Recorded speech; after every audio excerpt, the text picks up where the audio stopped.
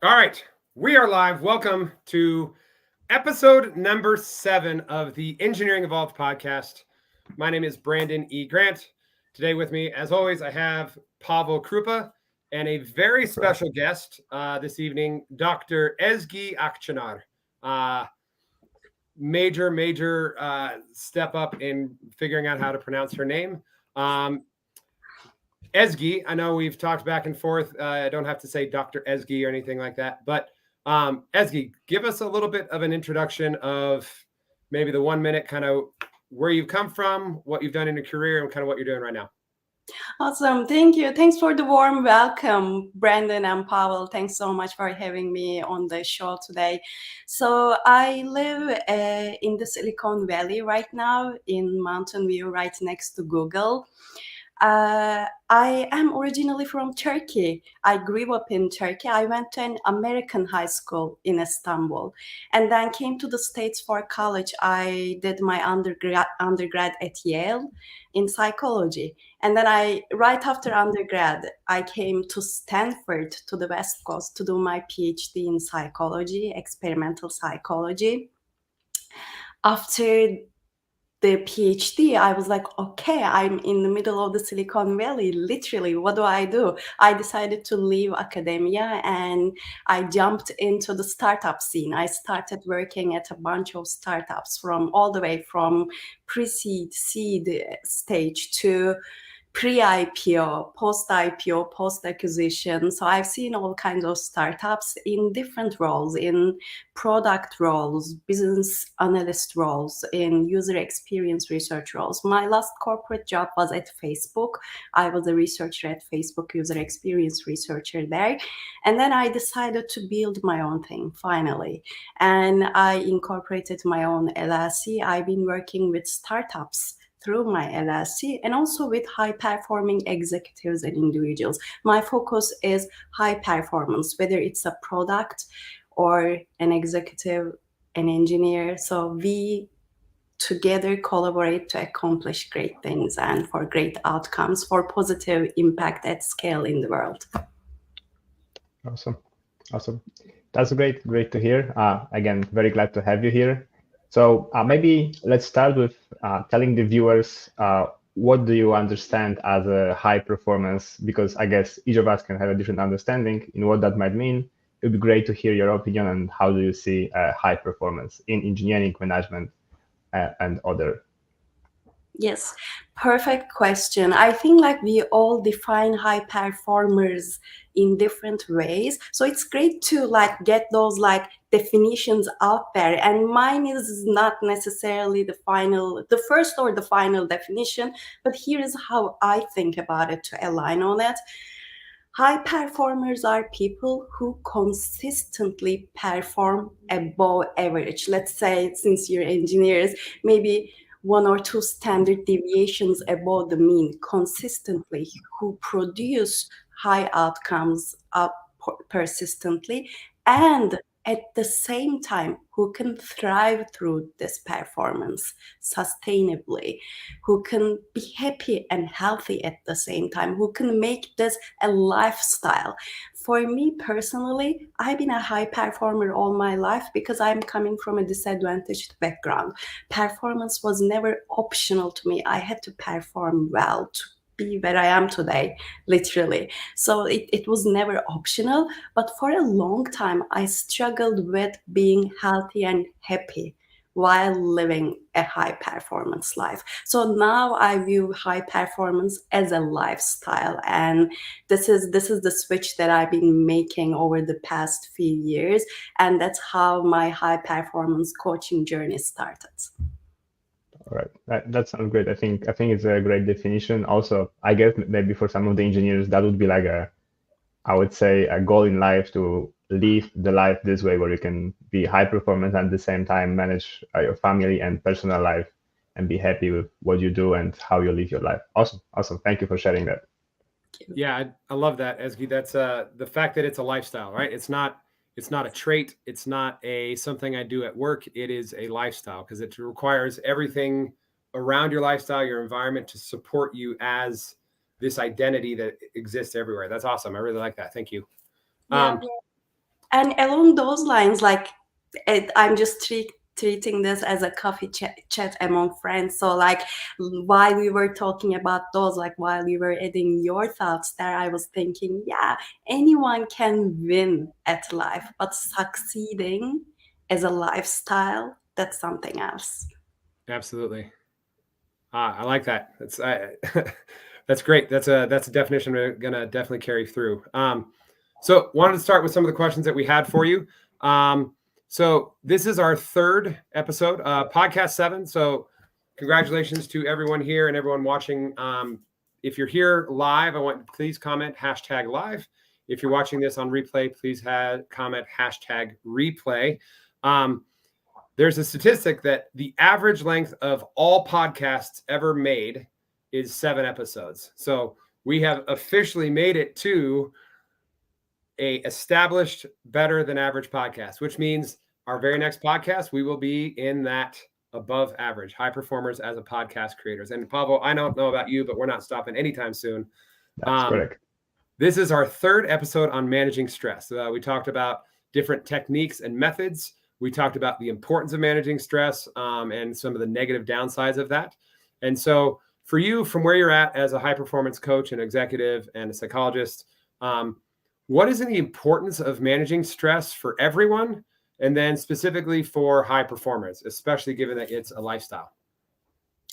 Yeah, I think so. Like for everyone, if you want to live a healthy, happy, and a long life, managing stress is key. We're biological organisms and we forget that all the time. We're so in our heads, we're talking about ideas and doing things, creating things in the world. And then here comes that point with COVID, for example. Hey, we're biological organisms. We catch viruses, we get sick, we die. Like we're very biological beings. So in the long term, stress is a mechanism built in all animals. Dr. Sapolsky at Stanford studies this across like many species, but this is built in us as a mechanism for like as part of being biological beings. And yeah, if you want to be a healthy biological being and live long, it's critical to manage stress. So we have all kinds of stress hormones that thrive in all kinds of stressful situations, and it's important to manage them to avoid chronic diseases. And for high performers specifically, and that's a great question, thank you for differentiating that, like what does it mean to manage stress for high performers? I think for high performers, a key thing is, and I'll say we because like I count myself as part of that group too, like when we think about like life, most of the time we're like, okay, the most important thing to me right now is to do like to create the best product, to do my best, to give my best performance. And many times we forget that beings like ourself is like our body and literally our health is the most important asset in that performance. So like high performers, we're all about that product that's out there and that new project we're working on, but actually the project is us, it's our brain, so we forget that. I like that. The project is us. That's such a great distinction, because that ties in with what Pavel and I talk about all the time. It's not just the work that you do. It's not the output of the work. It's the person doing the work and how you communicate and interact with your team and how you lead your team if you're a leader and how the company supports you. So that's excellent. We're really aligned there. I'm glad to hear this, and it's a great chat. Like I'm so glad we're talking about these things today. Awesome. Pavel, you want to take the next question? You can go ahead, maybe. Okay. So with the importance of high stress, of managing stress for regular, like everybody, not regular, but everybody, and then also people who choose to live high performance as a lifestyle. What have you found that is unique about stress management for high performers versus other people? Like what is unique about like for we as a high performing group, what's unique about managing stress for us? I think for high performers, like for everyone, like as biological beings, I think there are like a few key things. Like I'll start from there, maybe to cover our bases. So as biological beings, we forget we need to sleep at least say 7 hours for many of us. So like it doesn't say, like I think Arianna Huffington in her book Sleep Revolution, she mentioned it doesn't say anywhere if you're a president or CEO, you may not sleep. Like everyone has to sleep literally. And like when you're not sleeping, you can't actually make healthy decisions, because it's sleep deprivation is literally, it's like intoxication, alcohol intoxication. It's the same effect on your brain. So to make good decisions, you have to sleep. So that's one thing. Like there are a few things like that. We need rest. So like if you're like uh, working out and using weights at all, you might have heard of progressive overload. So like all those terms, like when you're stretching your muscles, when you're wearing out your muscles, you need time to repair those muscles. Take some time to rest. And our stress mechanism biologically is very similar to that. We need downtime, we need rest time, we need sleep, all those things, like as biological beings, the bases that we need to cover. Other than that, mindset, our mindset matters a lot. Stress mindset. So like these days I hear the talk a lot about, growth mindset, fixed mindset. I think that's popularized well enough. And I've had the pleasure of working with Carol Dweck actually at Stanford as well. So I'm very familiar with those concepts and I'm a big fan. In addition to that, I think it's important to recognize the stress mindset and its importance. So the stress mindset is how we think of stress, whether we are making the stress the friend or the enemy. So when we think of stress as this like super harmful thing all the time, and when in our daily life, when we keep complaining and complaining and complaining, about stress, about business and all of that, it literally, our bodies react to stress differently than when we are talking about and thinking about stress as a mechanism that helps us accomplish things in life. Like my heart is pounding, like right before the podcast session, I was like, ooh, I'm excited. But I wasn't like, I'm so stressed out. I was like, I'm excited.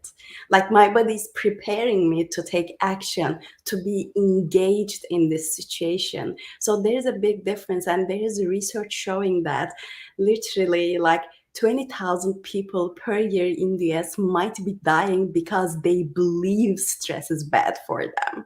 Literally, this is from a TED talk from Kelly McGonigal, a health psychologist at Stanford as well. But literally, if you believe stress is bad for you, you're way more likely to die than otherwise. If you believe stress is good for you, your biological reaction looks like joy, courage. So it's literally the way your veins react, constrict or not, and to what extent it changes depending on your belief about stress. So the stress mindset is like psychology, that is super important, how we view stress. And maybe we can make the transition to performance here, because hey, stress helps me perform well. That mindset helps you thrive as a high performer. And there are all kinds of stressful jobs. Like the other day, I was watching this TED talk from an emergency doctor, and she said, I never, like when people ask me about my day, I never tell them I'm crazy busy. Never, ever. And I'm an emergency doctor. So like she was like, okay, like we need to really decide and triage. That's how I run my days. We need to triage and decide, this is my red light list today. These are the crucial things that I need to handle. Yellow light, yellow list. They're crucial, but I need to first handle the red ones. And then there's the green list. I'm like, okay, it's nice to have, nice to do, but maybe I won't ever get to them. And that's fine. So like deciding what's a threat in the moment from the perspective of an emergency doctor and handling that first, and not treating everything with the same level of emergency. And then when people ask her like, how's your day, she never says crazy busy. So she says, it was productive, I handled all my red items in my triage list, and I'm done. Like, imagine that. That's amazing. That's relief. Finally, as a high performer, if you triage, you have relief and you're not crazy busy, you're productive.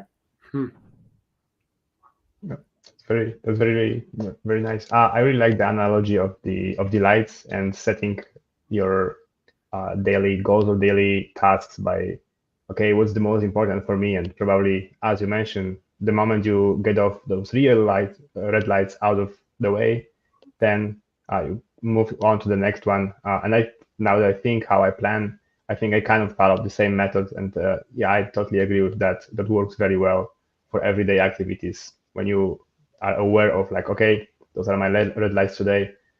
I'm going to get them out of the way, and then everything moves a little bit smoother.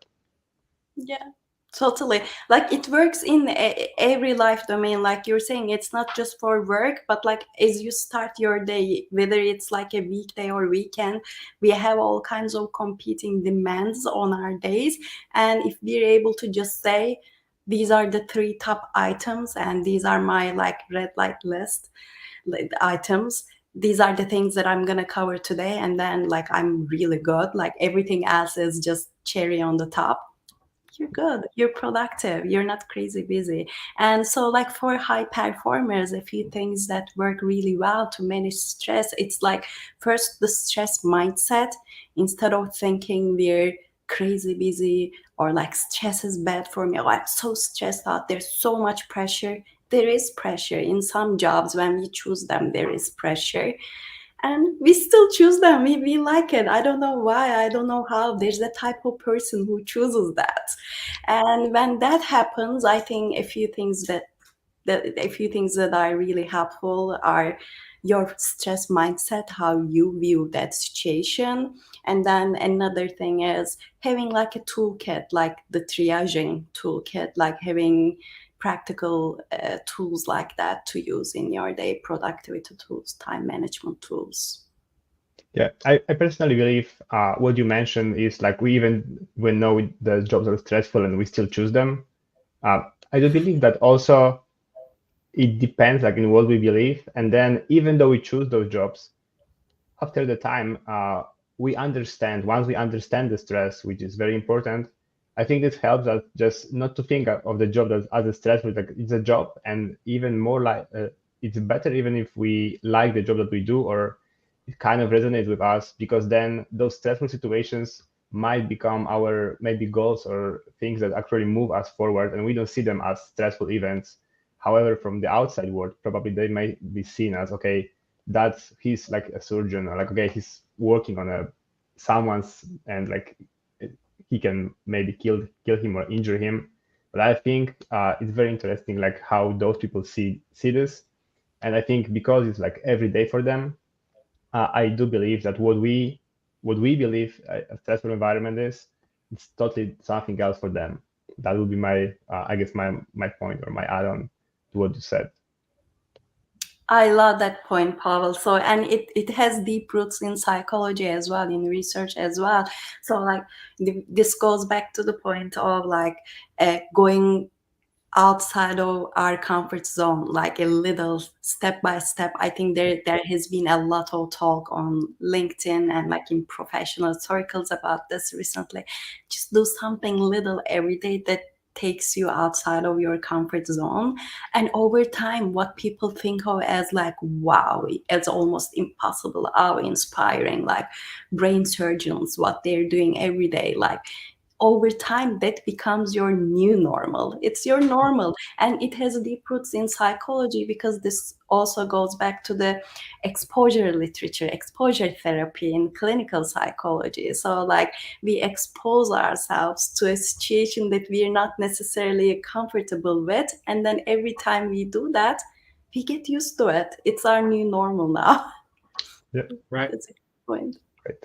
That's awesome. And yeah, now I go for guess we talk a little bit of the stress. So maybe let's move on to the next question, which is what is your go-to methods for managing stress? Is there something that you like, or like something that you do every day, or something you recommend to our viewers?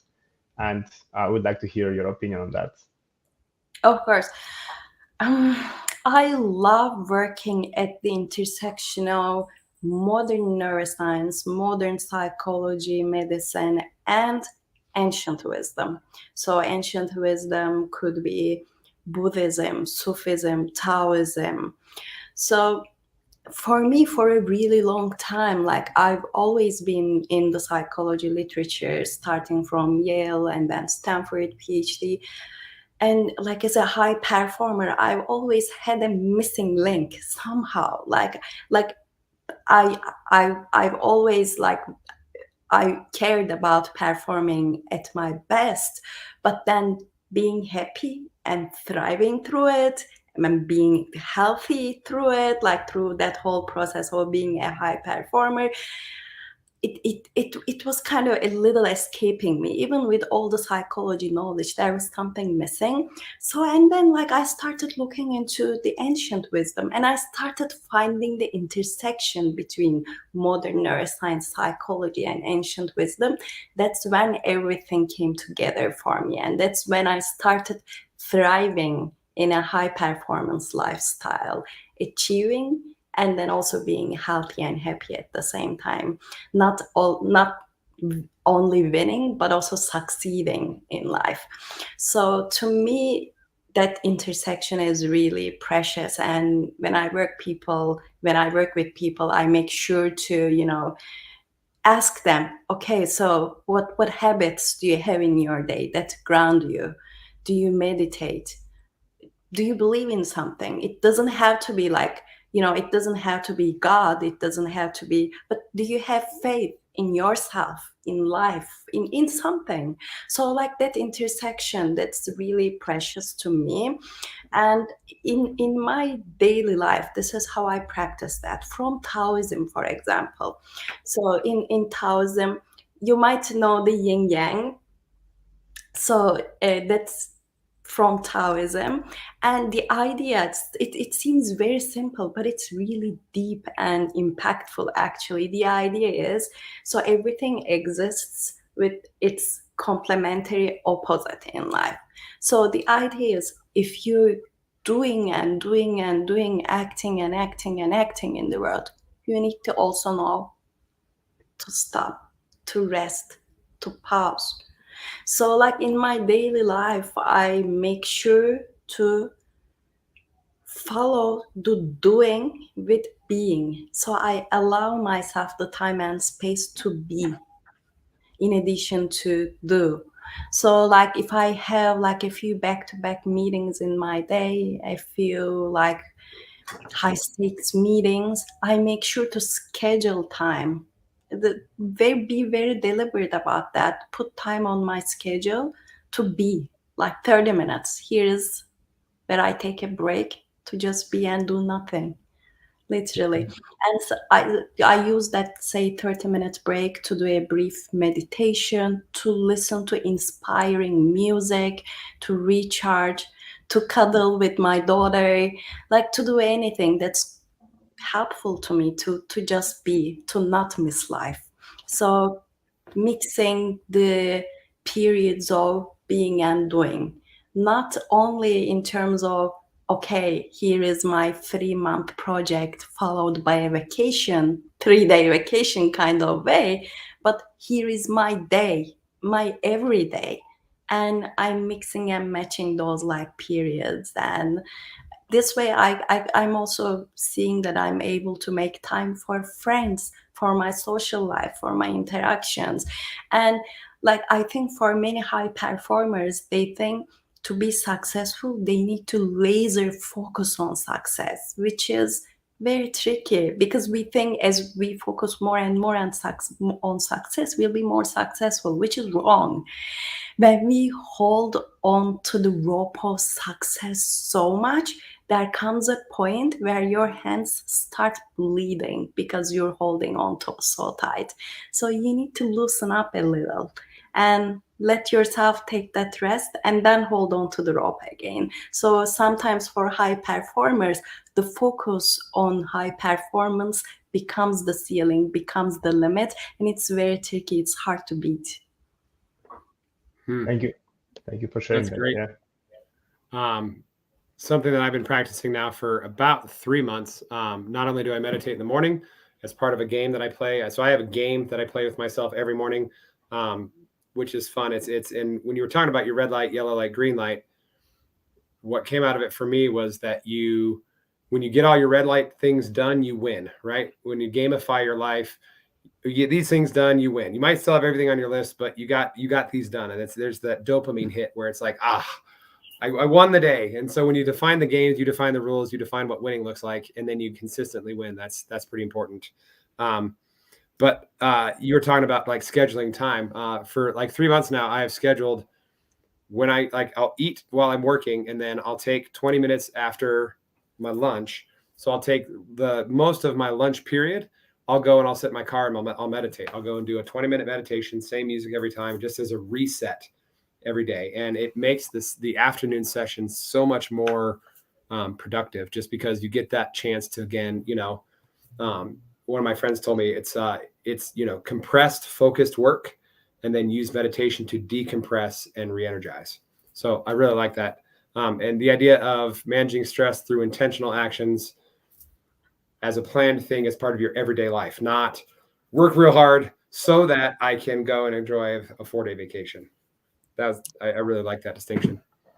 Yeah. All such great points, Brandon. I love your idea of gamification, like winning the day and consistently. That's amazing. Like you're saying, there are different ways of using dopamine in our everyday lives. Unfortunately, sometimes like we rely on dopamine in different ways, like media addiction and social media and all of that. But like there's a better way to use dopamine, and it's like for healthcare, for well-being, and for all those things. Like, okay, I'm winning my day, and that's dopamine.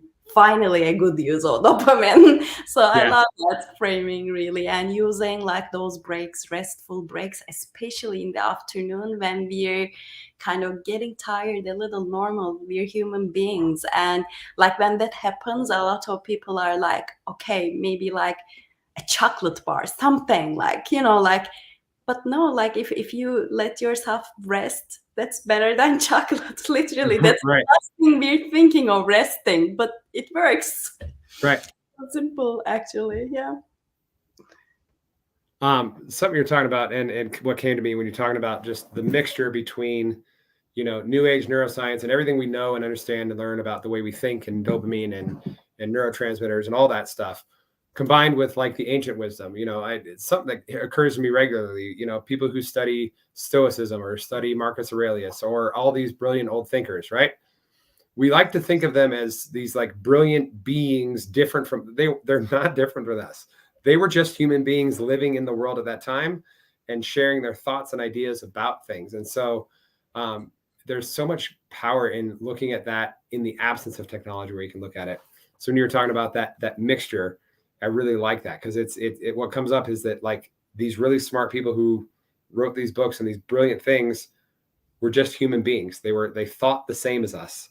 They experienced the same things with the same basically biomedical machines. Not much has changed, but they experienced a different world with the same tools. It was really fun. So that's a great connection, and like that's something that I also think about often. Like human nature doesn't change that quickly, that often. Like even like 5,000 years ago, like I'm really into archaeology, anthropology, and like sometimes I read like those like really old tablets found in Sumer and like in Mesopotamia in ancient civilizations, and they're just like us. They sound like us. They have very similar problems to us, and they contemplate the same things. And across the ages since then, since 2000 BC or so, whatever, since then, like all the other brilliant minds that come, like we're tackling the same problems and over again.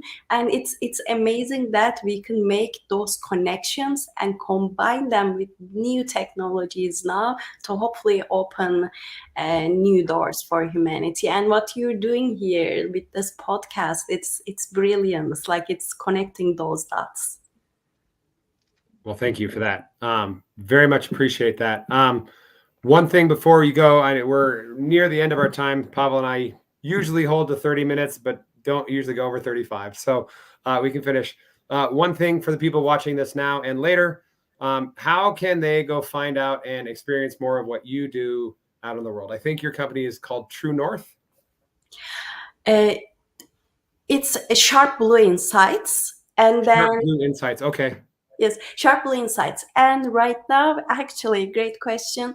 I'm teaming up with my new business partner, and we're about to announce this, but I can talk about it here. We incorporated a new company together as well, Anchor Forward. So we have my own practice has been Sharp Blue Insights, and with my partner, business partner now, we have Anchor Forward. We are doing a few things. One of the buckets is high performance, and high performance for teams and individuals both. So if you're a high performing individual, engineer, product person, executive leader, emerging leader, and if you need high performance stress management or high performing pillars like productivity, time management skills, if you want to go over a bespoke program for yourself for where you are in your journey right now, we do that for individuals and teams as well. And another thing that we do is we worked with products. Literally, we work on improving products. So we team up with product teams and engineering teams and design teams to help them understand their customers, gain user insights, do like design sprints and agile transformations together.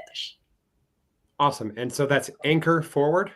Yes. Sharp Blue Insights is what they will likely see on my LinkedIn right now if they check, and we'll announce Anchor Forward soon with my business partners. Okay. Well, I pre-posted and comment on there. I think it's Anchor Forward. I think I got that right. So if you're looking to connect with Dr. Ezgi Akcinar, she is a follower, friend of mine. We're connected on there. The link is in the link on the podcast on LinkedIn. And we will make a comment with her LinkedIn page for Sharp Blue Insights, or just her personal page. Actually, that's probably the best way in this new day and age to get a hold of people. I very much appreciate you coming on. I know we have connected and talked back and forth. There's a lot of alignment in what you talk about, and I very much appreciated your insight coming from, your background, working through all the different startups and Facebook and your own high performance coaching consulting. Pavel and I, one of the things that we want as an outcome in this is we each want to help impact companies that want to help their engineers. When you consider that the engineers are the backbone of that technical problem solving group that you have to have as a successful business, that's something we want to help reach out. And so I love the fact that you are in that same space, kind of handling and taking care of those high performers. So I very much appreciate you having you on. Pavel, anything else you want to do to close us out? No, likewise. Thank you so much for being here and sharing all of the knowledge. Awesome. Thank you so much. This has been amazing. Thank you. Awesome. Well, everyone, have a wonderful show. Next week is episode 8, which puts us as a podcast as the high performance group, consistently above average, living that high performance lifestyle. And Dr. Ezgi Akcinar, thank you very much. For myself, Brandon E. Grant, and Pavel Krupa, signing off for another successful episode of the Engineering Evolved podcast. Have a wonderful night, everyone.